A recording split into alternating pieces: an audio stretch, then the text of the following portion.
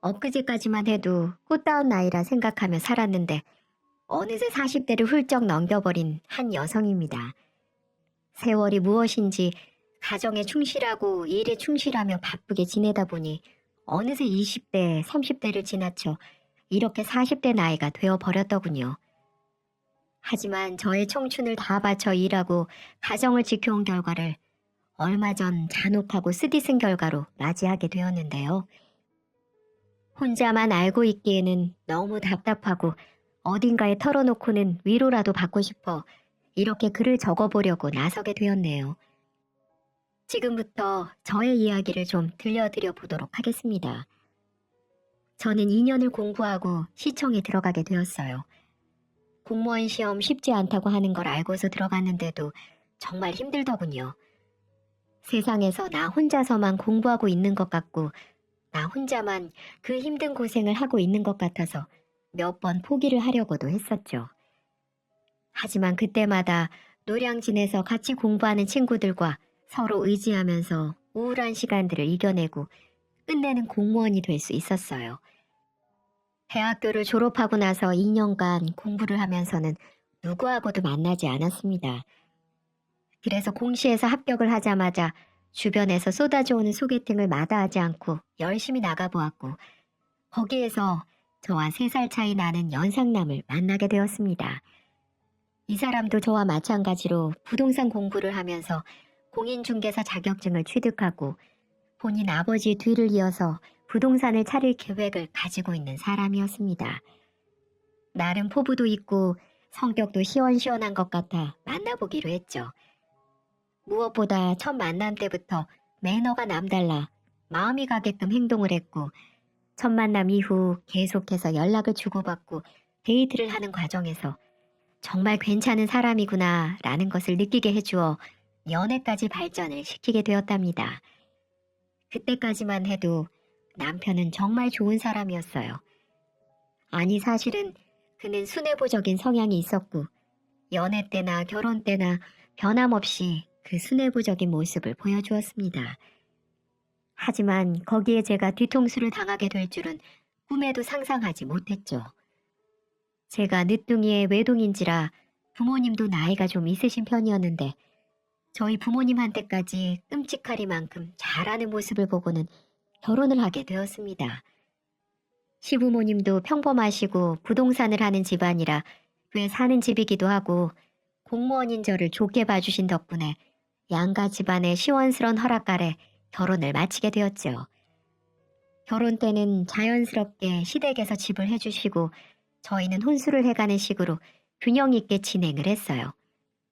아무래도 부동산 하시는 시아버지께서는 첫 신혼집을 좋은 곳으로 해주고 싶다며 경기도 성남 쪽에 꽤 괜찮은 아파트를 선물로 해주셨고 저희는 그곳에 살림을 차렸죠. 신혼의 재미는 나름 많이 누렸습니다. 남편의 부동산은 연애 때부터 시작을 해서 아버님의 도움으로 잘 성장하고 있었고 저와 결혼할 당시에는 나름 안정권에 접어들어 생계 유지를 여유롭게 할 수 있었어요. 사실 공무원이 안정적이라는 건 참 좋지만 생활비를 벌고 모으기에는 다소 부족한 부분이 좀 있긴 하거든요. 그럼에도 불구하고 남편은 돈은 본인이 벌 테니 저한테는 하고 싶은 일 하면서 편안하게 살라고 해주어 얼마나 고마웠는지 모릅니다. 그런 남편이 변하기 시작한 건 결혼 후 10년도 더 지난 이후였습니다. 10년이 넘는 세월 동안 저희는 자식도 2명이나 낳고 유치원, 초등학교에 보내면서 안정적인 생활을 하고 있었어요. 그러다 제 인생에 큰 재앙을 불러일으킨 만남이 시작되었고 그 시작은 불행스럽게도 저로부터였죠. 고등학교를 졸업하고 곧바로 대전으로 내려가 대학도 아니고 그곳에서 결혼까지 해 잘 살고 있는 친구가 어느 날 갑작스레 전화가 왔습니다. 정말 친하게 지내던 친구였기에 처녀 시절 가끔씩 서로 지역을 오고 가며 만나고 결혼식 때도 다닐 만큼 각별했기에 결혼 후 오랜만에 걸려온 전화가 반가워 한참을 수다를 떨었죠. 예, 수진아, 우리 이게 진짜 얼마만이니? 너 결혼하고 내가 한 번 더 보고 싶었는데 나도 대전에서 사는 게 바빠서 연락도 못했지 뭐야. 그럼 우리 사는 게 다 비슷하지 뭐. 나도 나 사는 거 바쁘다고 너한테 연락 한 번을 못했는걸. 요즘은 어떻게 지내? 잘 살고 있는 거야? 나 잘 지내고 있어. 안 그래도 너한테 연락한 게 한 번 보자고 연락한 거야. 나도 다시 올라가기로 했어.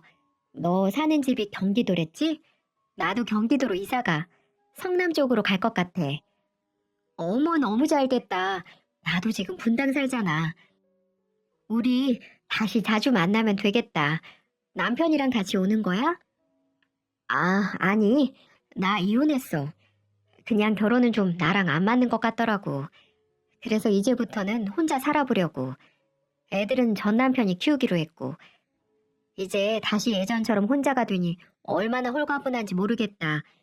뭐하러 결혼해서 내 청춘을 이렇게 바쳤는지 모르겠다, 야. 어머, 그랬구나. 너는 원래 어디로 튈지 몰라서 좀 혼자 사는 게 편해 보이는 구석이 있긴 했었지. 그럼 우리 안 본 지도 오래됐는데 이번 주말에 시간 돼? 시간 되면 우리 집에 놀러 오라고. 우리 남편도 결혼식 때 보고 안 봤잖아. 내가 맛있는 거 해달라고 그럴게. 정말? 알겠어. 그럼 그때 봐. 그렇게 저희는 주말에 만났습니다. 정말 오랜만에 만나는 친구인지라 반가운 마음이 컸고, 고등학교 때 부모님보다도 더 좋아했던 친구였기에 아무렇지도 않게 집으로 초대를 했었죠. 하지만 그게 저한테 크나큰 재앙을 불러들이킬 줄은 상상하지도 못했죠. 수진아, 집 너무 좋다. 남편분이 정말 잘해주시나 봐요. 우리 수진이는 네 인생이 폈네 폈어. 집도 좋고.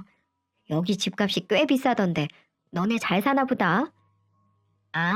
시아버님이 처음에 우리 집 해주실 때 좋은 곳 해주고 싶다면서 좀 애써주셨어. 덕분에 신혼 때부터 돈 열심히 모을 수 있었지 뭐. 남편도 잘해주고. 아유, 당신은 참 쑥스럽게 친구분 앞에서 왜 그래? 우리 아내한테 얘기 많이 들었어요. 이제 가까운 데 사니까 자주 놀러 오세요. 감사해요. 남편분 정말 스윗하시다. 앞으로 자주 놀러 올게요. 네, 그럼요. 얼마든지 놀러 오세요. 저는 친구가 저희 집에 들어와서는 제 남편을 보는 눈빛이 좀 예사롭지 않아지기 시작했다는 게 은연중에 느껴졌지만 너무 과한 생각이라고 생각하며 넘어갔습니다. 집들이 내내 남편과 제 친구는 급속도로 친해졌어요. 옆에서 제가 보는데도 은근히 질투가 날 만큼 농담도 잘하고 서로 쿵짝이 잘 맞는 게 살짝 신경이 쓰이더라고요. 그래서 그날 이후로는 친구를 웬만해서는 집으로 들이지 말자고 생각하며 그 집들이를 마무리했죠. 하지만 옛 추억에서 친구를 집으로 초대했던 게 저의 가슴에 비수를 꽂을 줄은 꿈에도 생각하지 못했어요. 바로 그때부터였습니다. 남편이 변하기 시작한 것이요. 남편은 그 이후부터 조금씩 달라지기 시작했습니다.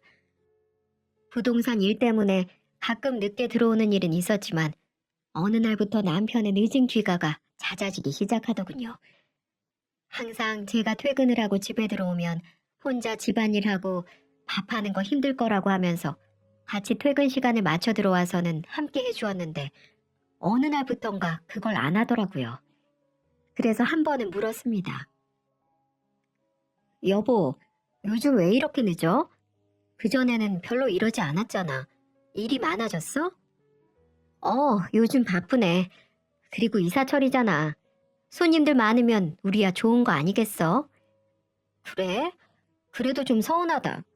나 잠들기 직전에야 겨우 집에 들어오잖아. 요즘 애들도 아빠 보고 싶다고 난리야. 그러니 바쁘더라도 집안일에 좀 신경 써줘.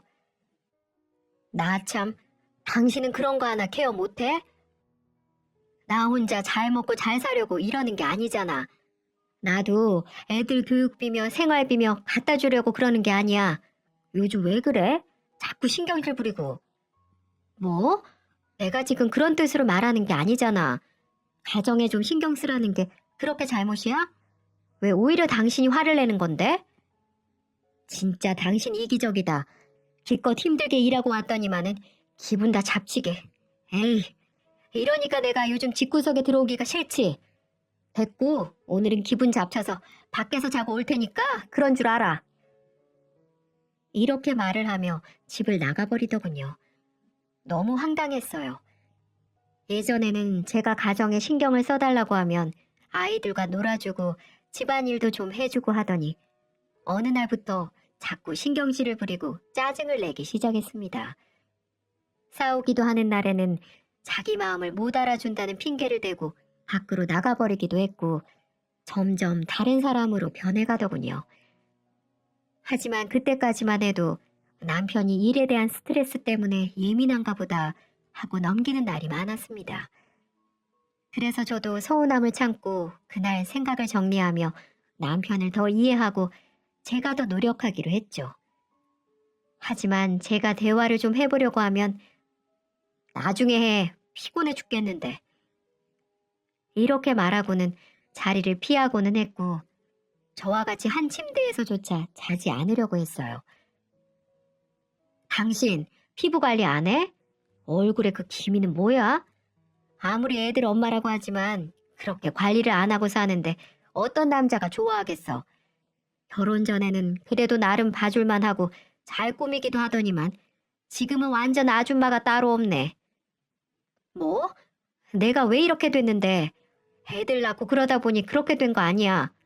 그래서 요즘 나랑 잠자리를 피한 거야? 그런 거냐고. 에이씨, 몰라. 나 거실에서 잘 거니까 당신 편하게 자. 요즘 혼자 자는 게 편하더라고. 다음날 일찍 출근도 해야 하고. 남편은 이렇게 말을 하며 제 자존심을 짓밟기도 했습니다. 정말 마음 같아서는 엉덩이를 차버리고 싶었지만 참았습니다. 그냥 결혼 생활하면서 부부들이 흔히 겪는 일이라고 생각했어요. 하지만 남편의 변화는 그걸로 끝이 아니었어요. 급기야는 어린 애들한테까지 막말을 하기 시작하더군요. 그리고 어느 시점부터 상습적으로 외박을 하기 시작했고요. 이제는 안 그러겠지, 마지막이겠지? 이렇게 기다려줬지만 점점 도가 지나치게 되더군요. 당신 요즘 진짜 밖에서 뭐하고 다니는 거야? 일하고 다니는 거 맞아? 당신이랑 지금껏 10년 넘게 살면서 이렇게 상습적으로 매박하는 모습 보인 적 없었잖아. 진짜 또 이러네. 왜 이렇게 사람이 집착이 심해? 당신 원래 이런 사람이었어? 아니 그럼 사업하는 사람이 언제까지 집에만 처박혀 있을까? 당신은 나 없으면 아무것도 못해? 그런 소리가 아니잖아. 그럼 뭐 때문에 바쁜 건지 설명이라도 제대로 해야 할 것 아니야. 애들이 아빠 얼굴 다 까먹겠어. 이제는 아빠 찾지도 않아. 그거 잘 됐네. 아주 그냥 쫑알쫑알 옆에서 귀찮게 구는 거 힘들었는데 나 안 찾는다고 하니까 속이 다 편하다. 뭐? 당신 진짜 말 그렇게밖에 못해? 그게 지금 애들 보고 할 소리야? 왜 이렇게 변했어? 아이 진짜 짜증나게. 야, 내가 그럼 여기에서 뭘 더 얼마나 더 잘해야 되는데? 돈 꼬박꼬박 벌어다 주고 지금까지 네 혼자서는 못 누릴 거 누리게 해주면서 살았으면 너도 이제 정도껏 알아서 기어야 할 것 아니야? 남편은 급기야는 내게 해서는 안 될 말까지 하며 저의 마음에 생채기를 했습니다.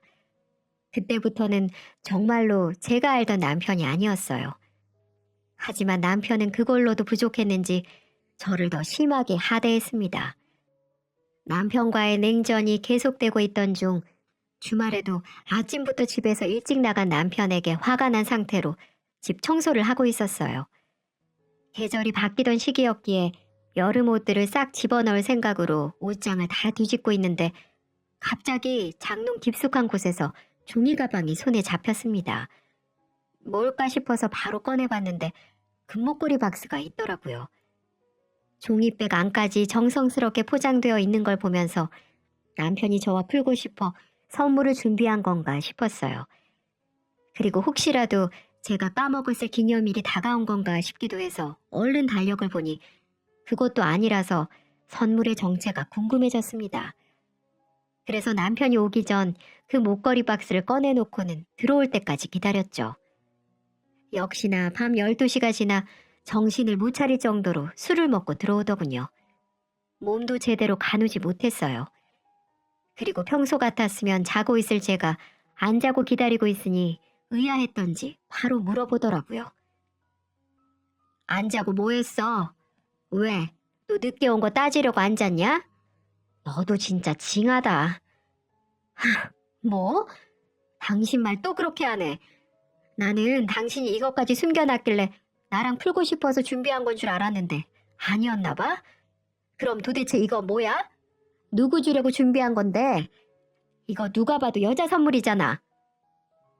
저는 당연히 저에게 줄 거라고 생각을 하며 기대했던 것들이 남편의 쓴소리에 한순간에 무너져 버렸고, 남편은 제가 그 선물을 보이자마자 또다시 흥분을 해댔습니다. 아이씨 진짜. 야, 너 혹시 내 물건 뒤졌냐? 이게 진짜 죽을라고. 더러운 손으로 그걸 왜 만져? 뭐라고? 당신 진짜 왜 이래? 이거 뭔데? 너 여자 생겼니? 그런 거야? 그래, 이 정도면 너도 대충 눈치채야 할 것 아니야.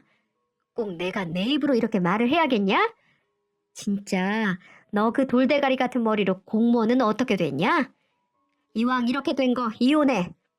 내가 위자료는 팍팍 쳐줄 테니까 애들 데리고 살아. 나 좀 그만 놔줘라. 뭐? 이 쓰레기 같은 자식아.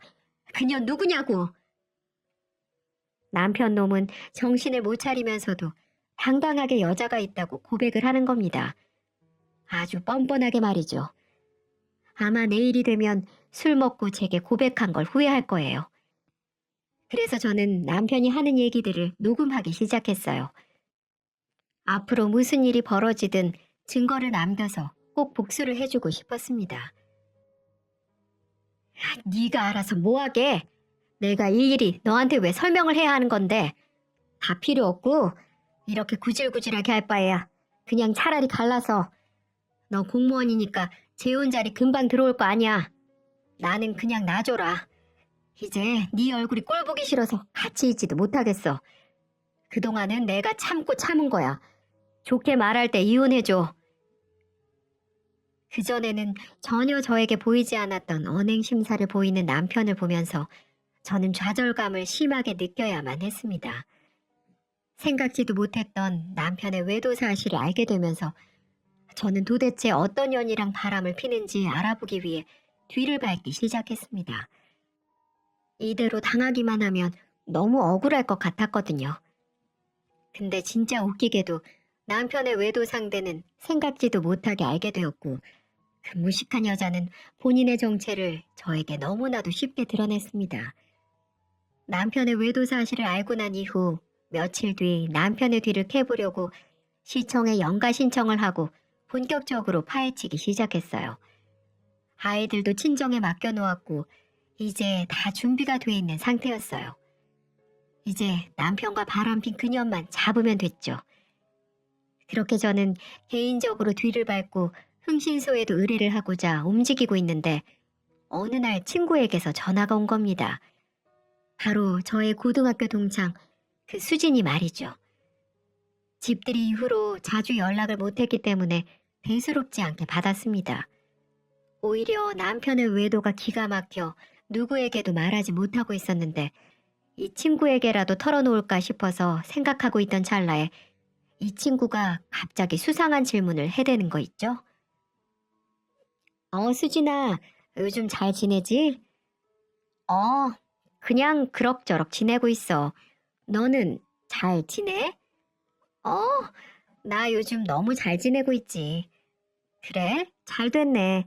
경기도 와서 적응 잘하고 있구나? 그럼. 나 원래 어디서든 적응은 잘하잖아.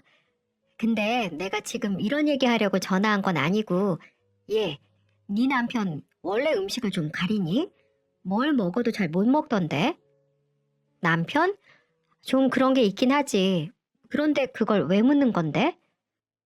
아니, 다른 게 아니고 너네 남편한테 얘기 못 들었을 텐데 내가 너네 남편 부동산에서 땅을 하나 구입했어. 전 남편하고 재산 분할하고 받은 돈이 있거든. 이걸 그냥 섞일 수가 없잖니. 그래서 부동산 투자라도 좀 할까 싶어서 너네 남편 부동산에 갔었는데 글쎄 너무 좋은 곳을 연결해줬지 뭐야. 그래서 네 남편한테 고마워서 밥 좀 몇 번 사주곤 했는데 이상하게 음식을 좀 가리는 것 같더라고. 어안이 벙벙했습니다. 친구년의 전화를 받으면서 남편과 친구가 그동안 만나왔다는 사실을 알게 되었어요. 이것들은 내게 비밀로 하고 그동안 고맙다는 핑계로 정을 쌓고 있었던 겁니다.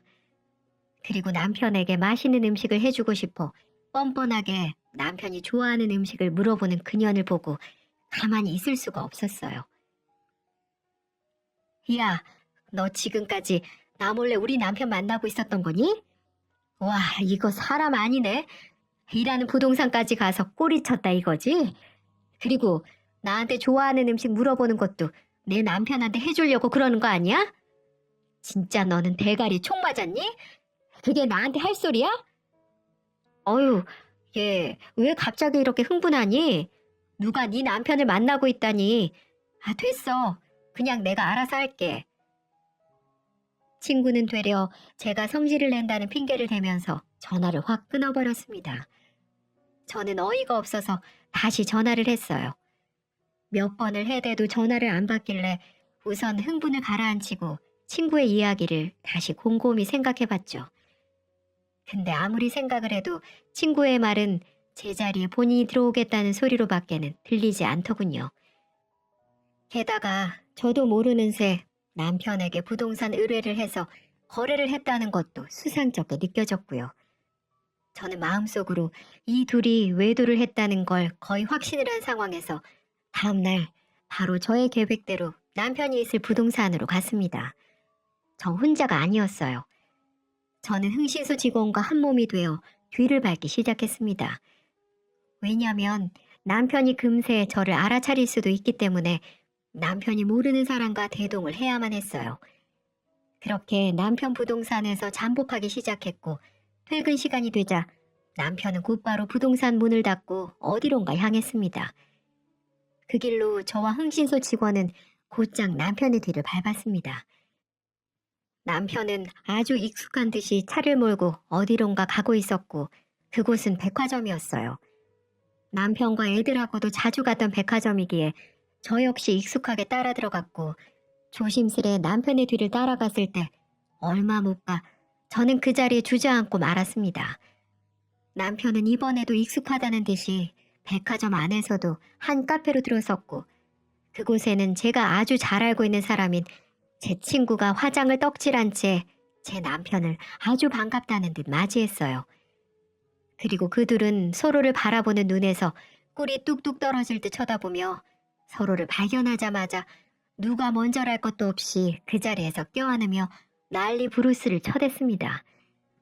그 모습을 보면서 저는 의심이 가던 마음이 확신으로 바뀌면서 온갖 배신감에 치가 떨리기 시작했고 너무나도 크게 받은 충격으로 인해 다리가 떨려 그 자리에 주저앉고 말았어요. 일단 저는 증거를 잡기 위해서 그들의 사진을 찍었고 좀 더 가까이에서 그 둘의 대화 내용까지 녹음을 할 작정으로 몰래 그 근처까지 자리를 잡았어요. 저는 남편이 저를 알아보지 못하도록 옷도 그동안 입지 않았던 스타일의 옷들을 전부 다 새로 사서 입은 상태인데다 한 번도 써보지 않은 안경에 마스크, 모자까지 푹 눌러쓴 상황이었기에 그 두 사람이 저를 알아볼 리는 만무했습니다. 그래도 혹시나 조심스러워 저는 흥신소 직원을 시켜 그들 근처로 가서 그들의 대화를 녹음을 하라고 부탁을 했죠. 그 직원은 이런 일을 많이 해봐서 그런지 아주 익숙한 듯 근처로 가서 녹음을 하기 시작했습니다. 그리고 그 대화 내용은 또 한 번 저의 마음에 비수를 꽂는 대화들 뿐이었습니다. 진짜 이혼 언제 할 거야? 어제 내가 전화해서 내가 네 남편이랑 만나고 있다 이렇게 티를 팍팍 내는데도 왜 아무 반응이 없는 거야? 걔는 자존심도 없대? 무슨 배짱으로 그렇게 버티고 있는 건데 짜증나 죽겠어. 아주 속도 없는 년이라니까. 그러게 말이야. 조금만 기다려봐. 나도 애들이 있어서 당장은 힘들 거야. 안 그래도 내가 이혼 얘기까지 다 했으니까 조만간 떨어져 나갈 거야. 조금만 기다려. 아, 몰라. 나 진짜 언제까지 이렇게 숨어서 만나야 하는 건데 얼마나 자존심 상하는 줄 알아? 내가 수진이 그 기집애 눈치 보면서 살아야겠냐고. 이 둘의 내용을 들으면서 저는 하늘이 무너지는 심정을 느껴야만 했습니다. 의심이 확신으로 바뀌는 순간이었어요. 이들이 원하는 게 이혼인 걸 더욱 명확하게 알게 되면서 저는 바들바들 이를 갈아야 했습니다. 그리고 저는 이혼을 쉽게 안 해주기로 결정했어요. 그것들이 내 앞에서 잘 먹고 잘 사는 꼴을 도저히 볼 수가 없었거든요. 저는 둘의 대화를 귀에 하나하나 새기면서 들었고 그 대화를 들으면서 어떻게 복수를 해줄 수 있을까 생각을 하고 있는데 곧이어 그들의 대화 속에서 저는 복수를 할 수 있는 아주 좋은 건수를 잡을 수 있었어요. 근데 당신 이혼하면 우리 어디서 살아? 나 수진이 그 기집애랑 같이 살던 집에서는 죽어도 못 사니까 그렇게 알아. 당연하지. 우리 그 집 팔아서 다른 좋은 곳으로 이사가서 새 인생 살자. 나도 그 집은 싫어. 그 여편네랑 한 공간에서 살았던 집에서 어떻게 신혼의 기쁨을 맛보겠어. 그러니 아무 걱정 마. 내가 좋은 집으로 알아볼 테니까. 그리고 우리 애도 낳아서 행복한 가정 꾸려야지. 뭐? 애도 낳자고? 난 싫어. 내가 저번에 말했잖아. 나 애들 낳아서 아줌마 되기 싫어서 전 남편하고도 아예 안 가졌다고. 그래서 당신이 나 만나는 거 아니야? 애 없어서 홀가분하게 만날 수 있어서 좋다며. 애 낳으면 몸매 망가지는 거 한순간이야. 알았어. 내 말은 당신이 애가 없어서 좋다는 말이었고 지금 한 말은 우리 아이를 갖자 이거지. 뭐 당신이 싫다고 하면 굳이 말하진 않을게. 지금 있는 자식들만 봐도 지긋지긋하다 정말. 알았어. 그리고 약속해. 당신 자식들 양육비는 주되 서로 왕래 끊기로. 나랑 같이 살면서 당신이 자식들 만나러 가면 나 많이 외롭고 힘들 것 같아. 그러니 꼭 약속해줘. 부탁이야. 알았어. 그럴게. 걱정하지 마. 어이없게도 대화를 들어보니 제 친구는 제 남편에게 애가 없다는 거짓말을 한 듯 했습니다. 분명 저와 여러 동창들이 알고 있기로는 그 친구는 애가 3명이나 있었고 SNS에도 이혼 전에는 애들 자랑한답시고 예쁘게 꾸며놓은 사진들도 한참 올렸었기에 저희 남편에게 하는 모든 말들은 명백한 거짓말임을 알 수 있었어요. 저도 남편에게 따로 얘기를 하진 않았습니다. 수진이에게는 아픈 과거일 테니까 말이죠.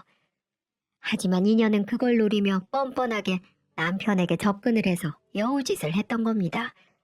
남편은 거기에 넘어갔던 거고요. 이미 처음부터 거짓으로 시작된 그들의 외도가 잘 될 리가 없다는 걸 단번에 느낄 수 있었지만 저는 이들의 파국을 더 극적으로 만들기 위해서 철저하게 계획을 세웠습니다. 이미 남편의 외도 증거를 충분히 잡아냈지만 저는 이혼을 해주지 않았어요. 그 뒤로부터 남편은 저에게 계속해서 이혼을 요구했지만 저는 못 들은 척 했습니다. 그리고 평소에 저와 손주들을 끔찍이 이뻐하셨던 시부모님들이 있었기에 남편도 쉽게 이혼 소송을 하지는 못했습니다. 만약에 자신의 외도로 저희가 이혼을 하게 된 사실을 알면 시부모님이 가만히 있지 않을 게 분명해 보였거든요. 남편은 그 이후 하루가 멀다 하고 제게 간절하게 이혼을 요구했습니다. 하지만 저는 애 좀 타보라고 귓등으로도 듣지 않았죠. 그리고 어느 정도 남편이 지칠 무렵 저는 남편의 요구를 들어주기로 했어요.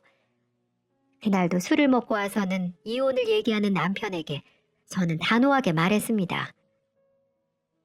좋아, 이혼해 줄게. 그 대신 너도 사람 새끼면 네 새끼들은 나 몰라라 하는 거 아니겠지? 이혼하고 싶으면 이 아파트 나한테 남겨. 그리고 매달 양육비 200도 당연히 주고 그 정도의 각오를 하고 그년이랑 바람핀 거 아니야? 이제야 본색을 드러내시네. 네가 원하는 게 이거였어? 싫으면 말어. 나도 이제 가만히 안 있을 거거든. 내가 너 한순간에 매장시킬 수 있어. 네가 대표로 있는 모임, 그리고 시댁에 다 까발리고 내가 매일 네 부동산 가서 내가 얼마나 무서운 년인지 한번 보여줄까? 정말 그러기만을 원하면 말해. 당장이라도 실행해 줄 테니까. 뻔뻔한 년 같으니라고. 그동안 철밥통 먹여주고 재워줬더니만 날도둑이 따로 없네. 그래, 내가 이 집 포함해서 위자료까지 싹 다 챙겨줄 테니까 그렇게 해. 나야 어차피 돈을 또 벌면 되고 이 세상 살면서 돈이 중요하냐? 인생이 중요하지. 그래, 너 근데 후회하지 마. 내 눈에서 눈물 나겠지? 이제 앞으로 네 눈에서는 피눈물 날 거다 아마. 사람이 죄 짓고는 그냥 못 사는 거야. 반드시 죄값을 치르게 되어 있다고. 그때 가서 울고불고 하면서 매달리지나 마. 저는 저를 못된 년으로 몰아가는 남편과 더는 말 섞고 싶지 않아 저의 요구 조건을 받아들인 남편과 이혼을 하기로 결정했습니다. 저희는 곧바로 가정법원으로 가서 이혼 신청을 했습니다. 아이들이 있기 때문에 시간이 좀 걸리긴 했지만 그 정도는 기다려줄 수 있었습니다. 그리고 결국 이혼을 하게 됐어요. 한편으로는 좀 허무하긴 했지만 애들 양육권도 저한테 싹 다 넘기겠다고 했기 때문에 싸울 건덕지가 없었습니다. 속사포로 이혼을 끝낸 이후 저는 그때부터 남편 놈과 수진이 그년에게 복수를 하기로 했죠. 저는 먼저 수진이가 예전에 사용했던 SNS에 들어가 아이들을 자랑하는 사진들을 캡처하기 시작했어요. 바보 같은 년이 지금은 그 SNS를 하지 않는지 오래된 사진들이었지만 그대로 있는 겁니다. 그리고 저는 남편에게 그 사진들을 전송하기 시작했어요. 남편은 그 사진들을 보더니 난리가 났습니다. 곧바로 전화가 와서는 정말 아이들이 수진이 아이들이 맞는지 묻기 시작했어요. 여보, 지금 이게 뭐야? 정말 수진이 애들이 맞아? 확실한 거야? 지금 나랑 이혼했다고 장난치는 거지? 뭔 소리야? 거기 수진이가 쓴 글씨 안 보여? 우리 사랑하는 아들, 딸들과 함께. 이 글씨 안 보이냐고. 등신아, 너 수진이한테 속은 거야. 그년 애 셋 딸린 이혼녀야. 그리고 그년 왜 이혼했는 줄 알아? 지 회사 다니는 직원이랑 바람 펴서 이혼했단다. 벌써 내 친구들 사이에서 소문 쫙 났어. 한마디로 남자면 환장을 못하는 그런 년이라고. 뭐? 그걸 다 알면서 가만히 있었다는 말이야? 어떻게 나한테 그럴 수가 있어? 그럼 가만히 있어야지. 서로 좋고 못 산다는데 내가 방해를 해야 되겠어? 근데 어쩌냐. 한 달에 우리한테 양육비 200만 원 줘야 되고 수진이 애들 양육비도 줘야 하고 아주 꼴 좋네. 그러게 왜 어울리지도 않는 바람을 펴서 그 모양 그 꼴이니? 됐고 난 모르겠고 똥차 물고 평생 그년이랑 잘 살아봐라. 저는 그렇게 남편에게 수진이에 대한 경악할 만한 진실을 밝혀주고 매몰차게 전화를 끊어버렸습니다. 그리고 뒤늦게 우리가 이혼을 했다는 사실을 안 시부모님은 전 남편을 가만두지 않은 걸로 보였어요. 그렇게 사랑했던 손주들을 아들놈 때문에 앞으로 못 보게 생겼으니 화를 내지 않는 부모가 어디 있을까요? 누가 봐도 저는 잘못한 게 하나도 없어서 저는 시부모님들이 찾아와도 당당히 만났습니다. 시부모님은 제게 따로 3천만 원을 주셨어요. 시원 엄마야, 다 우리 죄다. 우리가 아들을 잘못 키워서 이 사단이 난 거야. 오메 우리 새끼들 불쌍해서 어쩐다니. 우리 장손이랑 둘째 손주 놔두고 이렇게 딴 여자랑 바람을 피고 다녔으니 애들이 얼마나 상처를 받았겠어. 죄송합니다. 저도 남편을 더 신경 썼어야 했는데 일 다니며 아이들 돌본다고 신경을 잘 못 썼네요. 이렇게 안 좋은 모습 보여서 죄송해요. 아니다 아니야. 네가 잘못한 게 뭐 있어. 그리고 이거 3천만 원이다. 우선 애들 키우는데 보탰어. 그리고 부탁인데 아무리 이혼했다지만 우리 예쁜 손주들은 가끔이라도 보여주면 안 되겠니? 내가 영영 인연이 끊길까봐 요새 잠 한숨도 제대로 못 자고 있어. 애미야, 이렇게 내가 부탁하마. 그놈의 자식은 안 보여주더라도 우리는 만날 수 있게 해줘. 시부모님들은 이렇게 말씀을 하시며 본인들이 자식을 잘못 키운 게 죄라며 3천만 원을 놓고 가셨습니다. 솔직히 갈등이 되긴 하더라고요. 그래서 그 돈도 안 받으려고 했습니다. 하지만 기어코 제 가방에 넣어주시다 보니 막을 수가 없었습니다. 그렇게 눈물을 흘리며 돌아가시는 걸 보고 무척 가슴이 아팠어요. 평소에 우리 아이들만 보면 세상 기쁘게 안아주고 반겨주시던 시부모님. 차마 저는 그 이후 시부모님들까지 외면할 수는 없었습니다. 그래서 지금은 가끔 시부모님들이 오셔서 아이들을 보고 가곤 하십니다. 그리고 남편은 한순간에 자신의 잘못된 선택으로 인해 가정이 파탄난 걸 알고서는 제게 시도 때도 없이 찾아오더군요. 정말 사람이 질릴 정도로 찾아왔어요. 여보, 내가 정말 미안해. 내가 잠깐 미쳤었나 봐. 이혼하고 보니까 당신하고 애들이 보이기 시작하더라고. 내가 이렇게 빌게. 아이들을 위해서라도 한 번만 용서를 해주면 안 될까? 당신도 알잖아. 나 수진이하고 헤어진 거. 제발 다시 아이들 아빠로 살 수 있게 기회를 줘. 뭐? 기회? 도대체 무슨 기회를 주란 말이야? 평소에 아이들 보는 게 지긋지긋하다면서 집에 있으면 화장도 안 하고 얼굴에 김이 많아서 한 침대에 자기도 싫다는 사람이 누구였는데 난 당신의 그 소원을 들어줬을 뿐이야. 그리고 이제 와서 당신하고 수진이 그년이랑 헤어진 게 나하고 무슨 상관인데? 이젠 아무런 감정 못 느끼니까 당장 꺼져. 여보. 남편은 이런 식으로 저를 애타게 불렀지만 저는 꿈쩍도 하지 않았습니다. 술을 먹고 찾아왔을 때는 경찰이 와서야 정신을 차리고 집으로 돌아가더군요. 그 뒤로 남편은 그 충격에 빠져 한동안 부동산 일도 안 하고 술에 의존하며 사는 걸로 보였습니다. 결국 정신을 못 차리고 부동산까지 접었다고 했고요. 그렇게 남편의 인생은 망가져간 듯 보였습니다. 가정을 버리고 상간녀를 선택한 전 남편의 최후의 모습으로 보였어요.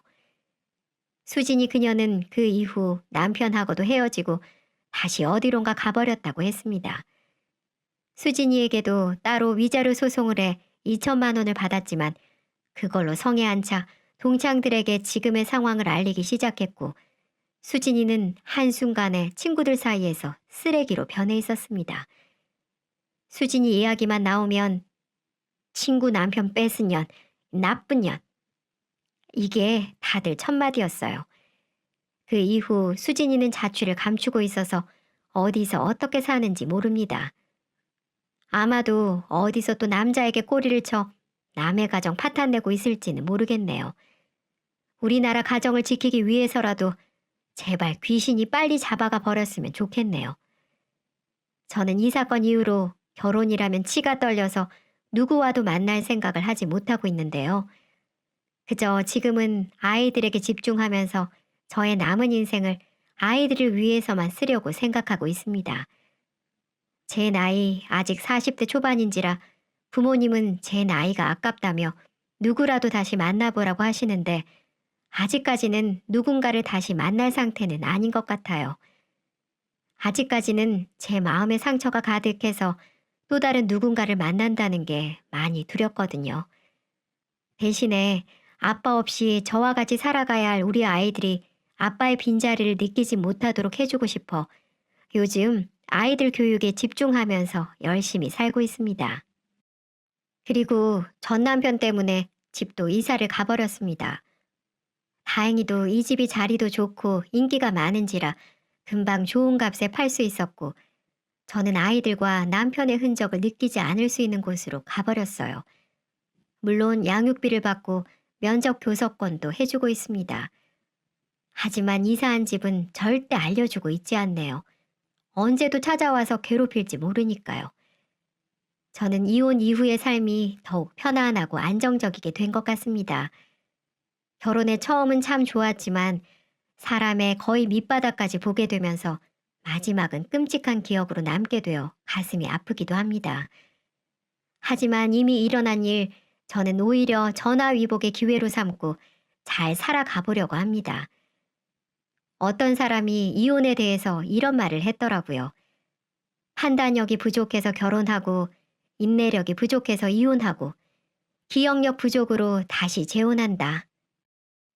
저는 정말 좋은 사람이라고 생각을 해서 결혼을 했지만 결국에는 남편의 외도를 참지 못하고 이혼을 했습니다. 하지만 이 이혼에 대해 전혀 후회하지 않아요. 일단 지금 심정으로는 같은 실수를 2번 반복하지 않기 위해서 노력을 하려고 합니다. 그리고 또 다른 누군가의 말대로 사랑은 사랑으로 치유하는 거라는 말이 사실일 수 있다면 저의 삶에도 그런 기적이 나타나기를 응원 부탁드립니다.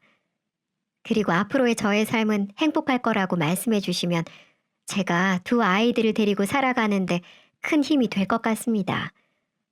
아무쪼록 저의 긴 글 들어주셔서 감사하고 앞으로도 여러분의 인생에도 저처럼 입이 쓴 일이 일어나는 게 아니라 달디단 일들만 넘쳐나시기를 기원하겠습니다.